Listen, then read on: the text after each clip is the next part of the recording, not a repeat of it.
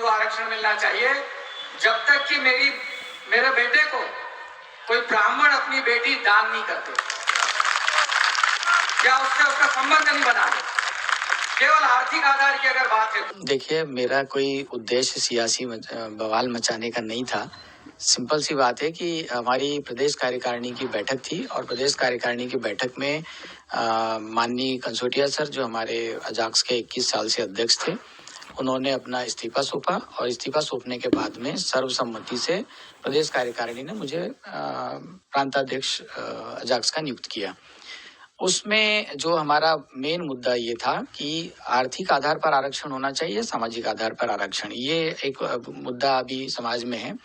इस मुद्दे पर हम सब लोग अपने अपने विचार व्यक्त कर रहे थे और हमने यही कहा था कि जैसे कुछ लोगों का ये मानना था कि भाई आईएएस ऑफिसर अगर हो जाते हैं तो उस परिवार में किसी और व्यक्ति को आरक्षण की पात्रता नहीं होनी चाहिए।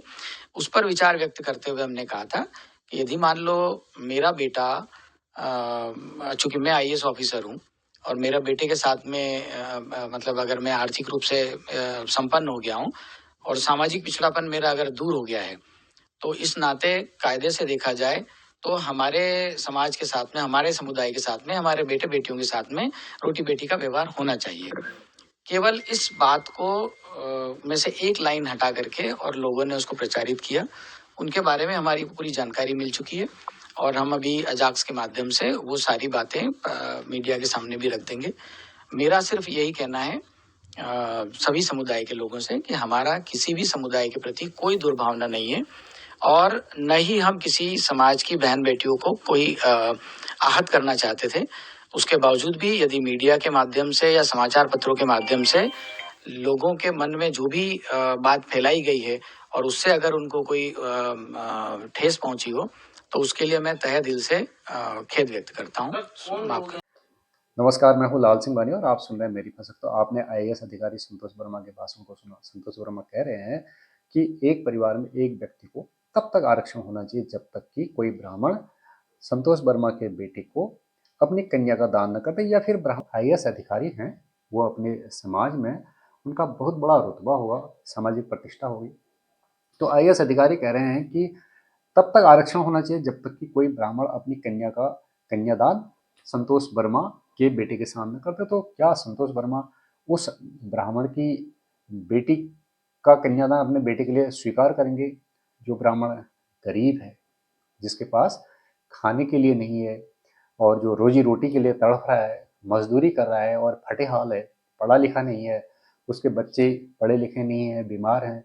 क्या ऐसे ब्राह्मण कि बेटी का कन्यादान आईएएस अधिकारी संतोष वर्मा स्वीकार करेंगे? तो मुझे नहीं लगता कि आईएएस अधिकारी संतोष वर्मा इस तरह का कन्यादान स्वीकार करेंगे।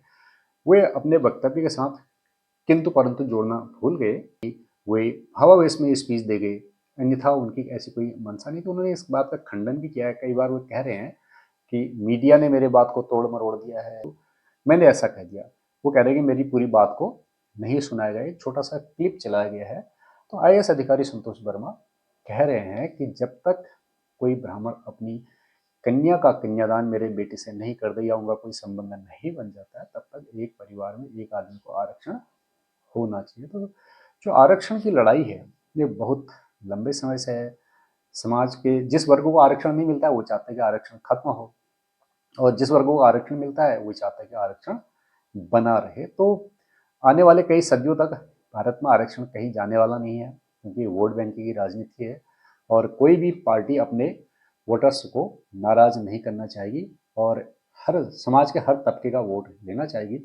तो हमारे देश में सरकारी नौकरियों में आरक्षण व्यवस्था है और आरक्षण में भी जिन लोगों को एक बार आरक्षण मिल जाता है, वो चाहते हैं कि उनका आरक्षण हर हाल में बना रहे, चाहे वो आईएएस अधिकारी ही क्यों न बन जाए।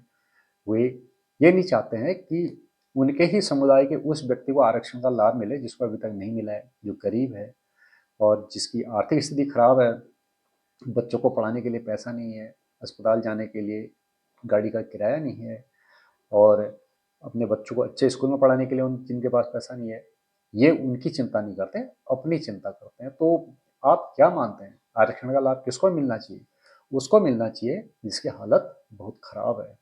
तो आरक्षण के बारे में किसी भी प्रकार का सुझाव कोई सुनने के लिए राजी नहीं होगा, क्योंकि जिस व्यक्ति को आरक्षण एक बार मिल जाता है वो उसको छोड़ना नहीं चाहिए, और जिसे नहीं मिला है वो उसको लेना चाहिए। तो हमारे भारत में आरक्षण की व्यवस्था है, अमेरिका में आरक्षण की व्यवस्था नहीं है। वहाँ भी काले लोगों को गोरे लोगों ने बहुत ज़्यादा प्रताड़ित किया था, और भारत में भी अनटचेबिलिटी थी। अनटचेबिलिटी के कारण जो समुदाय का एक बहुत बड़ा वर्ग काफ़ी समय तक उसका शोषण हुआ, उसके साथ तिरस्कार किया गया, जो कि अमानवीय व्यवहार था, ऐसा नहीं होना चाहिए था। बहरहाल हमारा देश तरक्की कर रहा है, और जो जाति प्रथा है इसकी डोर कट रही है धीरे धीरे, और जाति प्रथा समाज से विरल होती जाएगी, मिटती जाएगी, और एक ज़माना ऐसा आएगा जब हमारे समाज से बिना किसी गृह युद्ध के, बिना किसी आंदोलन के जाति प्रथा अपने आप मिट चुकी होगी। तो आईएएस अधिकारी संतोष वर्मा जैसे किसी भी व्यक्ति को भविष्य में ये नहीं कहना पड़ेगा कि आरक्षण होना चाहिए, कब तक, जब तक कि कोई ब्राह्मण अपनी कन्या का कन्यादान आईएएस अधिकारी जैसे किसी व्यक्ति के बेटे के साथ न करता। तो हमारे देश के लिए सुखद ट्रेंड ये है कि हमारे देश में आने वाले 200-400 वर्षों में जाति प्रथा खत्म होने वाली है, अपने आप ही खत्म होने वाली है, क्योंकि इंटरकास्ट में मैरिज हो रही है, और जो दूल्हा दुल्हन है, जो यूथ हैं, वे ये नहीं देख रहे हैं कि कास्ट क्या है, वो ये देख रहे हैं कि कमाई क्या है। नमस्कार।